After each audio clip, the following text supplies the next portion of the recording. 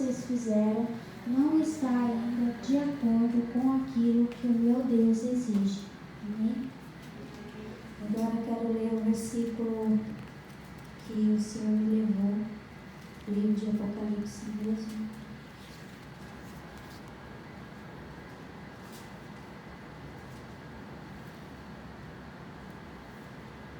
Só um minuto, a Bíblia está esquentando aqui. Capítulo 3, versículo do 19 ao 22. 19 ao 22.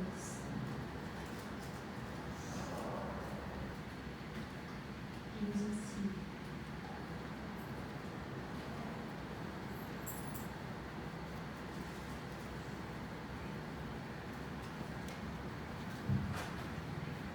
capítulo 3, 19 ao 22.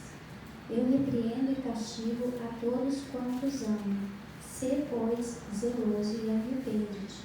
Eis que estou à porta e bato. Se alguém ouvir a minha voz e abrir a porta, entrarei em sua casa e com ele cearei e ele comigo. Ao que vencer, lhe concederei que se assente comigo no meu trono, assim como eu venci e me assentei com meu Pai no seu trono. Quem tem ouvidos, ouça o que o Espírito diz às igrejas. Amém. Senhor, meu Deus, meu Pai amado, no nome do Senhor Jesus Cristo, mais uma vez, Senhor, te agradeço, Senhor, pela tua palavra santa. Eis aqui as nossas vidas, Senhor, diante de ti, ó Pai. Me ajuda, Senhor, mais uma vez, a ministrar a tua palavra santa. Senhor, me dá sabedoria nas palavras, Senhor, e que eu possa falar somente aquilo que o teu Espírito quer falar com a tua igreja. Fala com a tua igreja, assim como o Senhor falou comigo, que o temor do Senhor caia sobre nós, ó Pai, e que haja, Senhor, um verdadeiro despertamento interior para com o Senhor, em nome de Jesus. Pai, repreenda todo o mal, todo atrapalho, todo nervoso, Pai, por terra, em nome de Jesus. Eu já te agradeço. Amém. Graças a Deus. Amém.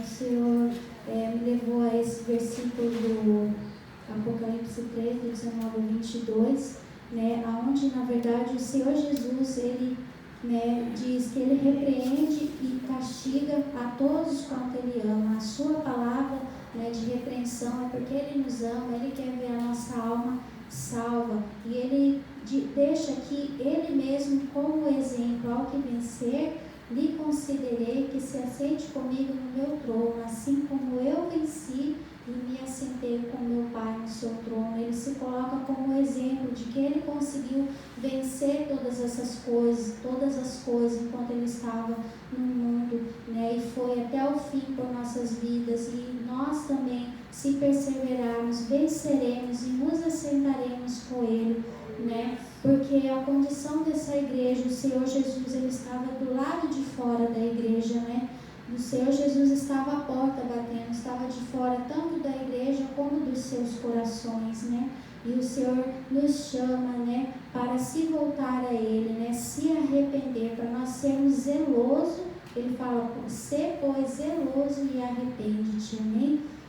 E o que o Senhor gerou no meu coração, depois no decorrer, como um resumo, o Senhor foi falando ao meu coração, da maneira como Ele foi me direcionando, quando eu comecei a escrever, do capítulo 1 até o capítulo 11, eu busquei fazer de uma maneira bem abreviada. Eu já vou ir falando, e os irmãos que puder, vai abrindo e vai acompanhando, amém?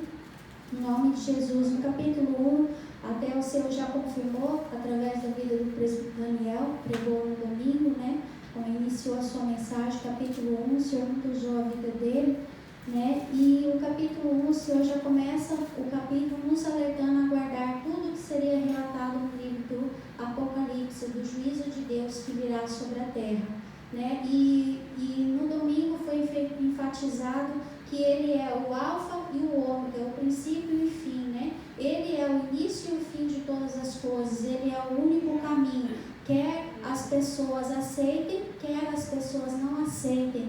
Com Ele está todas as coisas, por Ele subsiste todas as coisas. Então Ele é o início de tudo. Quer as igrejas, né, aceitem, quer pessoas aceitem ou não aceitem, Ele é o início e Ele é o fim também, porque Ele é o único caminho que levará até o Senhor. Não há outra ponte, só Jesus é a ponte entre nós e o Senhor, né? E Ele é o fim de todas as coisas. Acreditem ou não na sua palavra, se rendam ou não ao Senhor, um dia todos passarão por Ele e será julgado por Ele, amém? E isso o capítulo 1 deixa bem esclarecido para nós. Ele é o princípio, Ele é o início e Ele é o fim de todas as coisas, quer aceitem ou quer não aceitem. Depois, no capítulo 2 e no capítulo 3, o Senhor Jesus nos deixa o exemplo do tipo de igreja que devemos ser e o que não devemos ser, aceitar ou fazer ou compactuar, né? Até já uns 7, 8 meses atrás eu preguei de uma maneira mais, né, clara sobre as igrejas e os selos, né? Mas agora é só uma breve passagem por cima, como o Senhor me deu, para nos lembrar, amém, igreja? Para nos relembrar, para nos despertar, né? No capítulo 2 e 3, o que devemos ser e o que não devemos ser, aceitar, fazer ou compactuar. Né? A primeira coisa, a igreja de Éfeso, ela abandonou o primeiro amor. Então o Senhor requer de nós que voltemos ao primeiro amor e às primeiras obras. A igreja de Esmirna, igreja ela é o exemplo para nós, a única igreja que não recebeu críticas do Senhor, né? Foi a igreja de Esmirna. Ela era perseguida, sofredora, ela era pobre financeiramente, mas para com o Senhor ela era rica, né? Rica espiritualmente, e assim o Senhor requer de nós, né? A igreja é exemplo para nossas vidas, né? Ainda que não tenhamos bens materiais nessa terra, ainda que não alcancemos aqueles sonhos que nós temos e muitas vezes apresentemos até ao Senhor, né? Mas se formos ricos espiritualmente para com o Senhor, temos todas as coisas, amém? E era isso que ele falava a esta igreja. A igreja de Pérgamo, igreja infiel, considerada infiel, igreja dividida, igreja influenciada pelo mundanismo, era a igreja de Pérgamo, né? Que nós não venhamos a ser infiéis ao Senhor em tudo, né? Que a nossa vida, ela seja pautada com a palavra, não pautada com a vida de um e de outro, porque todos nós temos erros, falhas, escorregões, mas a nossa vida ela tem que ser pautada na palavra para conseguirmos ser uma igreja fiel, ao contrário de Pérgamo, ser uma igreja unida e não dividida, ser uma igreja influenciada pelo Espírito do Senhor e não pelo mundanismo como era a igreja de Pérgamo.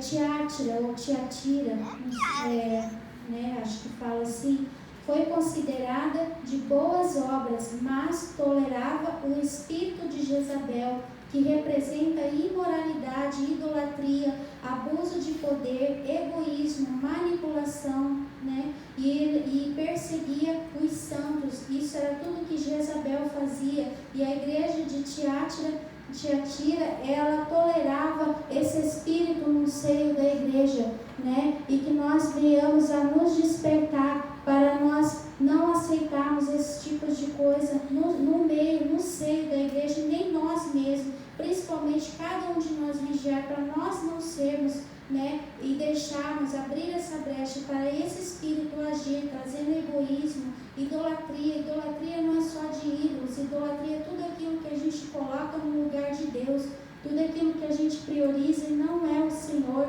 Imoralidade, prostituição, manipulação, amém? Assim era a igreja de Tiatira. A igreja de Sardes, como nós aprendemos já na semana passada, que o Senhor falou conosco, né? Ela tinha o nome de que vive, né? A capa de crente, o falar de crente, tudo de crente, mas estava morta espiritualmente. Que nós nos despertemos, né, para a vida espiritual com o Senhor. A igreja de Filadélfia, igreja fiel ao Senhor, também é uma igreja exemplo para nossas vidas. Ela foi considerada fiel ao Senhor, havia resistido a toda a oposição mundana, e resistido às tendências mundanas, malignas e de outras igrejas, e perseveraram na lealdade a Cristo e seus ensinamentos. Né? Ela é um exemplo para nossas vidas de como devemos ser, amém? Resistir a toda oposição maligna, resistir às tendências mundanas que outras igrejas têm adquirido e deixado entrar dentro da casa do Senhor, né? E perseverar nos ensinamentos da palavra de Deus. A igreja de Laodiceia, né? A igreja considerada morna, que ela será vomitada pelo Senhor Jesus, né? Ela que se achava rica, mas era pobre, nu e desgraçada, a palavra fala, né? Diante do Senhor, sem a presença de Deus, nua espiritualmente, porque não tinha uma vida de comunhão. Jesus estava do lado de fora da igreja, do lado de fora dos corações, batendo na porta, falando: se alguém ouvir a minha voz e abrir a porta, né, eu entrarei e eu cearei, né, para ver a condição espiritual desta igreja, que nós não devemos ser assim, que não venhamos a nos achar superiores, imponentes por bens materiais, né, por estar bem em posições, em cargos, em status sociais, né, porque eles tinham tudo isso, mas o Senhor Jesus fala: vocês são pobre, nu e desgraçado, né, sem a minha presença, né, que nós não venhamos a ser assim. Depois, no capítulo 4, nos dá a breve visão do trono de glória e da majestade do Senhor, né, ao apóstolo João, e dos 24 anciãos, que entende-se, né, estudando a palavra, entende-se que são os patriarcas mais os 12 apóstolos, que formam então os 24 anciãos, que aqui no capítulo 4, então, eles junto com os serafins, eles adoram e exaltam ao Senhor, que é digno de todo louvor, de toda exaltação, amém? Depois, no decorrer do capítulo 5, o Senhor revela, né, a palavra vai revelar que só o Senhor Jesus, ele é digno de desatar os selos, né, dos primeiros juízos do Senhor, que virá sobre a terra ou que já está vindo. Porque quando começamos a meditar na outra ministração que eu trouxe, já faz tempo, talvez já esquecemos, né? Mas parece que estamos já vivendo esses dias, né? Mas eles, né? Aqui a palavra revela: só o Senhor é digno de desatar os 7 selos dos juízos do Senhor. E então ele é louvado por seu sacrifício expiatório aqui nesse capítulo 5, né? Porque ele comprou para Deus, através do seu sangue derramado na cruz, toda tribo, língua, povo e nação, e constituiu sacerdotes para que governe sobre toda a terra, né? E assim o Senhor fez com as nossas vidas, né? Ele nos comprou, a palavra fala que nós somos propriedade particular, peculiar dele, somos povo seu, sacerdotes, né? Princesas, reis, rainhas, né? A qual ele comprou através do seu sangue, para que nós governássemos, para que nós, né, pudéssemos exaltar a sua grandeza, manifestar o seu poder através das nossas vidas, amém? E no decorrer, depois mais para frente, no capítulo 6, já nos dá a entender que é o início dos 7 anos de tribulação na terra, né? Não estou afirmando que é, mas dá a entender, né? Estudando a palavra, né? Aqui já dá a entender que é o início dos 7 anos de tribulação na terra, que são divididos em 3 anos e meio e 3 anos e meio, como fala também o livro de Daniel, né? E os 4 primeiros selos são os 4 cavalos, né? O primeiro cavalo branco, que muitos, até alguns estudos pensam que é o Senhor Jesus, né? Mas não é. Se refletirmos bem, se meditarmos bem na palavra, o Senhor Jesus, ele está desatando os selos, né? O cavalo branco, ele representa na verdade a conquista, que é o próprio anticristo, né? Que ele virá para conquistar, para fazer e acontecer, mas o Senhor o desfará, né? Ao tempo do Senhor. O cavalo vermelho representa a guerra, com todos os armamentos de guerra, com mortes violentas, O cavalo preto representando a fome e a peste, uma grande escassez de alimento causada por pestilências. Parece até os nossos dias, né? Porque nós já temos visto guerras, né? Os armamentos de guerra, mortes violentas, peste, fome, né? Em nações, vidas morrendo por causa da escassez de alimento, né? E muitas vezes causadas por pestilências nas lavouras, né? Agora mesmo teve essa enchente, né? Como o preço das verduras até subiram, né? Porque foram destruídos, tantas coisas aconteceram, né? E o cavalo preto representa isso. O cavalo amarelo representando a morte em grande escala, através de guerra biológica e atômica, matando uma quarta parte da população da Terra, com guerra, fome, pestes e animais selvagens, né? A guerra biológica parece até esse vírus, né? Não vamos afirmar que é, porque não sabemos o que mais ainda de pior pode vir. Pode não ser agora, mas que sirva como alerta. Eu acredito, né, sinceramente, da minha parte, eu acredito que aquilo foi criado em laboratório e solto pelas nações, né? E isso é guerra biológica, né?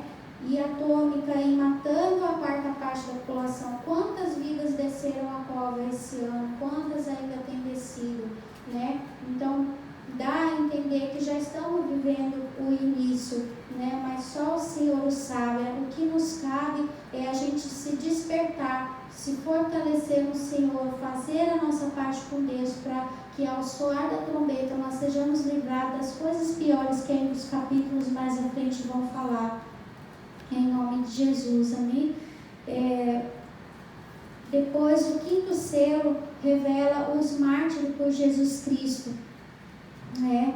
Eles clamam a justiça de Deus, né? Para que Deus opere até quando o Senhor não irá operar a justiça, né? E a eles é dado, né, umas vestes brancas e pedido para que eles esperem mais um pouco. O sexto selo começa os juízos catastróficos de Deus, né? E sobre toda a terra, com tremores físicos no mundo. As potências do céu serão abaladas e haverá densas trevas e terror em toda a terra, né? O sexto selo, ele já vem com esse juízo maior, onde as nações tremerão de pavor, porque todas as potências dos céus, elas serão abaladas. Nós não sabemos ainda o que é isso, né? Às vezes desaba uma chuvarada aí, uns trovões, uns relâmpagos, e a gente já fica preocupado, né? Imagina como vai ser no dia que esse sexto selo ele se romper e o juízo chegar à terra. Depois, no capítulo 7, o Senhor, a palavra do Senhor vai falar do sinal de Deus sobre os 144 mil, né? Muitos até pensam que é testemunho de Jeová, outros, né, julgam ser um povo dali, outro daqui, mas a Bíblia é muito clara quando nós lemos no capítulo 7, que na verdade são as tribos de Israel. Deus manda separar 12 mil de cada tribo, que formam os 144 mil assinalados por Deus. Eles são os 144 mil separados para o Senhor nesse dia, né? E o capítulo 7, ele termina com a visão dos mártires da grande tribulação. Até aqui o capítulo 7, não vou afirmar, né, que daqui a igreja já não estará mais na terra, mas ao que se dá a entender é isso, né? Mas não dá para afirmar, porque ninguém sabe a que horas vai ser o arrebatamento, e nem podemos dizer que aqui está colocado em ordem, sequência de todos os eventos que irão ocorrer, mas ao que dá a entender, porque aqui termina já com a visão dos mártires da grande tribulação, os que ficaram para trás do arrebatamento, que não foram no arrebatamento, né? E eles entram no céu para estar eternamente com o Senhor, depois de muita luta, de sofrer com a própria vida, mas não negaram a Jesus, né? Então eles sobem aos céus, né?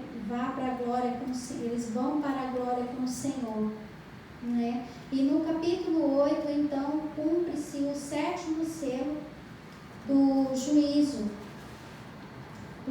de Deus. No capítulo 8, então, cumpre-se o 7º selo, porque aqui foi falado até o 6º selo, onde começam os juízos, né, catastróficos de Deus. Daí dá uma pausa, o capítulo 7 fala dos 144.000 separados e assinalados, depois a visão dos que ficaram na grande tribulação, mas não negaram Jesus e ascenderam os céus, né? E aí o capítulo 8, então, ele começa com o 7º selo, né, que Jesus, ele desata, né? E então inicia o capítulo 8, primeiramente com a oração dos santos, né? E depois dá início ao juízo do Senhor. O juízo daí começa com mais, né, 7 pragas, 7 juízos do Senhor sobre a terra, as 7 trombetas e os 7 anjos que tocarão as trombetas, né, lançando sobre a terra, sobre toda a terra, saraiva, fogo e sangue, matando 1/3 parte das árvores, ervas, criaturas do mar, embarcações, 1/3 parte das fontes das águas, o sol, a lua e as estrelas escurecerão, né? Já será um juízo ainda mais terrível, né? Nós precisamos realmente nos esforçar para sermos livrados da ira do Senhor. E cada vez mais, cada capítulo que avançarmos, nós vamos ver que cada vez mais vai ser pior, né? Não é brincadeira, o Senhor tem sido longânimo, mas o dia que cessar a longanimidade do Senhor, começará o juízo terrível, a qual nunca na terra se ouve, né? Então, que nós viemos nos sacudir, se levantar. Capítulo 9, no capítulo 9, segue então o juízo da 5ª e da 6ª trombeta, né? Porque quando dá início às 7 trombetas e os 7 anjos, aqui eu abreviei sobre tudo que o Senhor mandará, né? Aqui já está dentro, lançando sobre a terra saraiva, fogo e sangue, matando as árvores, ervas, criaturas e embarcações, tudo isso está separado, né? Mas eu abreviei para nós ganharmos tempos, mas são as coisas que ocorrerão, e aqui dentro já está quinta e sexta trombeta, estará os 4 primeiras trombetas já terão sido tocadas, é o juízo delas, esse aqui que eu li. E no capítulo 9 vai relatar agora o juízo da 5ª e da 6ª trombeta, onde o poço do abismo será aberto e demônios e gafanhotos atormentarão. A palavra fala, como o ferrão de escorpião, a todos aqueles que rejeitaram o Senhor e não se arrependeram de seus pecados. E a palavra, ela dá detalhes específicos, ainda fala, por 5 meses serão atormentados, desejarão morrer, mas até a morte fugirá deles, né? Para a gente ter uma ideia, né? Nós sabemos que a morte, ela é um espírito e o Senhor aniquilará ela, o Senhor destruirá, né? Ela não reinará, ela não terá mais poder no milênio, no reinado de Jesus. Ela será aniquilada, mas nesse dia, pelo poder sobrenatural do Senhor, nos dá a entender a palavra que a morte, ela de alguma maneira, pela parte do Senhor, ela não terá poder sobre as vidas, né? Eles ficarão aqui, como fala, atormentados pelos ferrões, né? Como de escorpiões que eles receberão, né? Desses demônios e gafanhotos que sairão desse abismo, né? E eles desejarão morrer, ou seja, né, procurarão a morte. Pode-se até pensar que se lançarão de prédios, ou se lançarão de pontes, ou se cortarão, mas a palavra diz claramente que a morte fugirá deles, né? Por mais que tentarão morrer, não conseguirão, e isso soa como que é um juízo de Deus sobre eles, né? Porque a morte para eles seria um descanso, mas Deus não permite que eles tenham descanso, quer que eles sofram tudo aquilo que eles mesmos plantaram, porque a palavra fala que é todo aquele que não se arrependeu e todo aquele que rejeitou o Senhor, né? Esse juízo virá sobre essas vidas, né? Por esses demônios e gafanhotos. E na sexta trombeta serão soltos mais 4 demônios, né? A palavra ainda fala que será um exército de 200 milhões, né? Alguns estudos arriscam dizer que são exércitos humanos, mas se nós meditarmos bem mesmo nesse capítulo, nos dá a entender que isso é sobrenatural, são demônios mesmo, né, que serão liberados, como fala, o poço do abismo ele se abrirá. E na sexta trombeta, que esses 4 demônios serão soltos,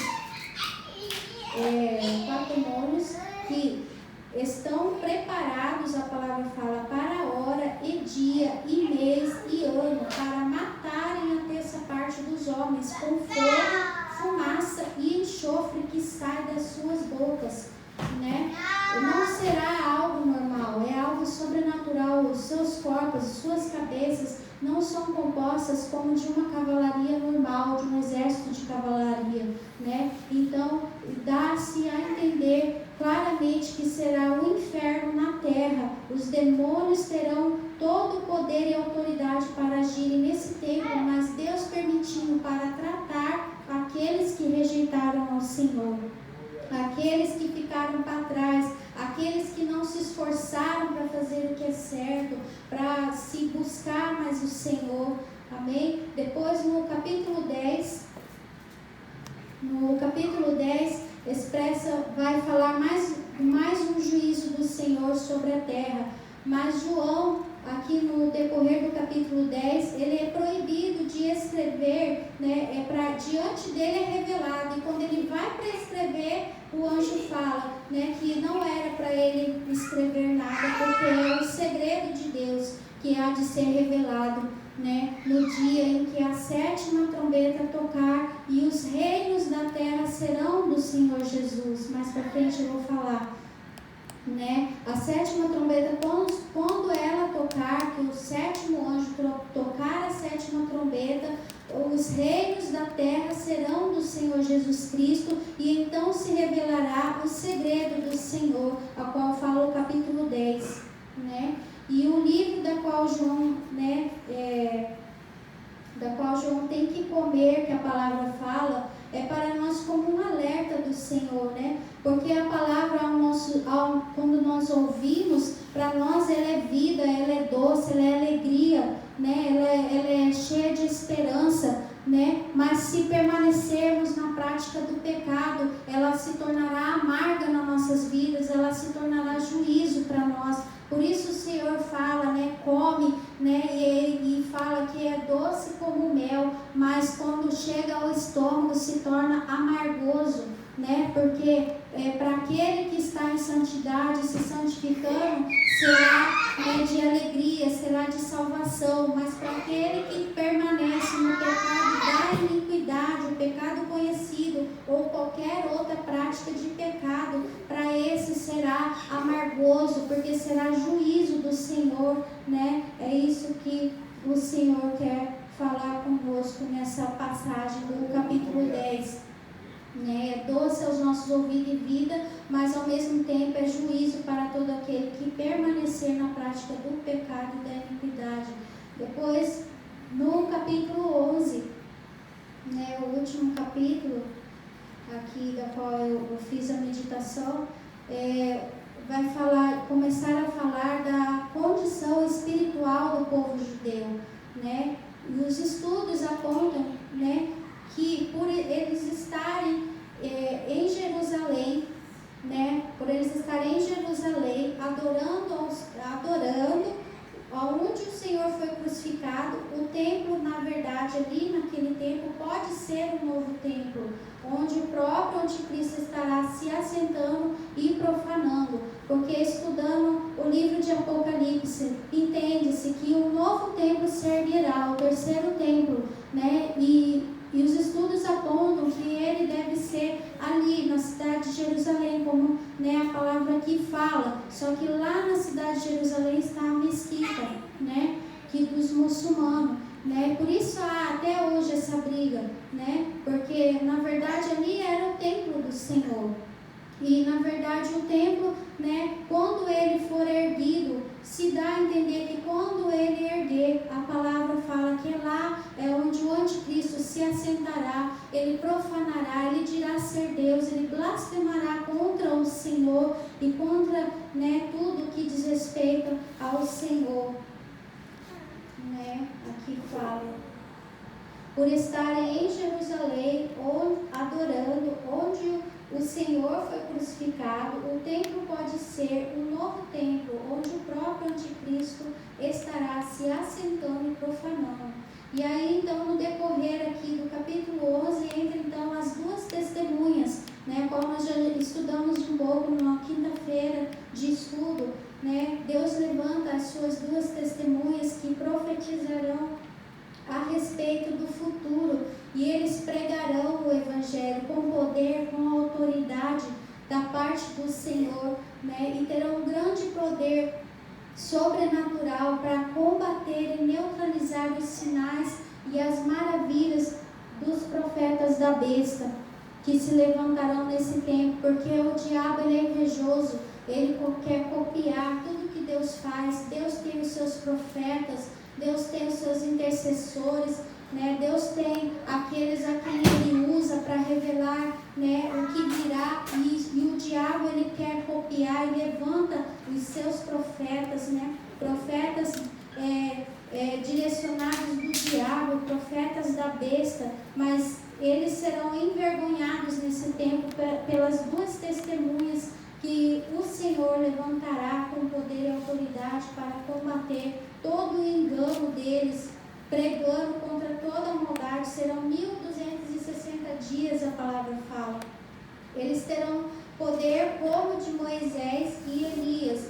Alguns arriscam dizer que será Moisés e Elias. Não sabemos, mas seja eles ou não seja eles, será da parte do Senhor para combater, né, nesse tempo, tanto os profetas da besta, como o próprio anticristo e aqueles que se voltarão e servirão a eles. Por que será tão ferrenha? Porque o engano nesse tempo será grande. Muitas vidas se renderão ao anticristo, porque ele terá poder e autoridade para manifestar milagres, curas, maravilhas, né? Até fogo descer do céu, a palavra fala, né? E o Senhor levantará os seus profetas também, né? Para desfazer diante dos olhos de todos. E eles ficam tão furiosos que, né, a palavra fala que a própria besta, né, se levanta e faz guerra contra eles e mata, né? Mas depois de 3 dias, o Espírito de Deus sopra sobre ele vida, e então eles ascendem aos céus, são levados aos céus, e o juízo mais terrível do Senhor vem então sobre a terra, né? Eles terão poder para fechar o céu, poder sobre as águas e toda sorte de pragas, para assim fazer quantas vezes quiserem, né? Através deles, Deus manifestará o seu poder e a sua autoridade sobre todas as coisas, porque Ele é Deus, amém? E depois eles subirão aos céus na nuvem diante de todos, e então virá mais um juízo do Senhor. Um grande terremoto então ocorre logo que eles sobem aos céus, e então a palavra fala que cai a 10ª parte da cidade. O juízo do Senhor estará vindo sobre a nação de Israel naquele tempo, por eles terem negado, por eles terem crucificado ao Senhor Jesus. Eles receberão duro juízo, mas muitos se converterão nesse tempo e crerão que Ele é Senhor, amém? Cairá a 10ª parte da cidade, matando 7.000 homens. A palavra dá detalhes, e isso me fazia, quando eu lia esses capítulos, o Senhor falava, a cada capítulo há um detalhe, porque eu sou Deus de detalhes, né? O Senhor olha as mínimas coisas, não podemos servi-lo de qualquer maneira, são as mínimas coisas que nos condenará ou, né, nos levará até o Senhor, amém? Nos salvará ou nos condenará, né? Ele é um Deus de detalhes. 7.000 homens morrerão nesse terremoto que o Senhor, né, enviará sobre a terra. E só então, para ver, né, como que o coração do homem é duro, só depois desse mais duro juízo, desse tão grande terremoto, 7.000 homens desceram a cova por causa desse terremoto. E aí então a palavra fala que depois de tudo isso, os que sobraram darão glórias ao Deus do céu, né? Precisará morrer e acontecer tanta coisa diante deles para eles quebrantarem os seus corações. E o capítulo 11 termina com o anjo que toca a 7ª trombeta, e então o reino vem a ser do Senhor Jesus, como eu falei, e então será revelado o segredo do Senhor. A palavra fala que não sabemos, né, saberemos naquele dia, porque estaremos com Ele. Amém, igreja? Em nome de Jesus, cada um de nós estaremos com o Senhor na glória e reinaremos com Ele. E eu encerro a mensagem no livro mesmo de Apocalipse, no capítulo 3, no seu versículo 22, que fala: quem tem ouvidos, ouça o que o Espírito diz às igrejas. Amém? Esse resumo que o Senhor colocava no meu coração. Depois me dobrei, fui orar ao Senhor, e meditando em tudo isso que o Senhor me dava, eu fiquei um pouco aflita até ao princípio, porque eu pensei, nós vamos pegar tudo isso, Senhor, né? Mas aí o Senhor me trazia à memória, nós não sabemos quando vai ser o arrebatamento, mas fique muito claro que o arrebatamento é para livrar do sofrimento, mas só vai subir o remanescente, são poucos. Por isso que ele dá, né, o exemplo, né, de Noé, porque Noé foi 8 pessoas só que foram alcançadas, né? Não digo que serão 8 pessoas, mas, né, para nós nos despertarmos, né, e saber que nós precisamos buscar a Deus nos mínimos detalhes, né, nas mínimas coisas, fazer com reverência ao Senhor, para que nós possamos verdadeiramente ser livrados de tudo isso que virá, porque no selo dos cavalos parece que é o que a gente já está vivendo, né, e falta muito pouco, parece, para as demais coisas acontecerem, né? Então que nós viemos a nos preparar, falta ainda pouco de tempo, vamos vir à frente, vamos orar. O Senhor colocava no meu coração desde o começo da campanha, mas na semana passada não deu para nós orarmos no final. Vamos buscar uns pelos outros e buscar um pouco a presença do Espírito Santo, porque a palavra fala que Ele é o selo da nossa redenção.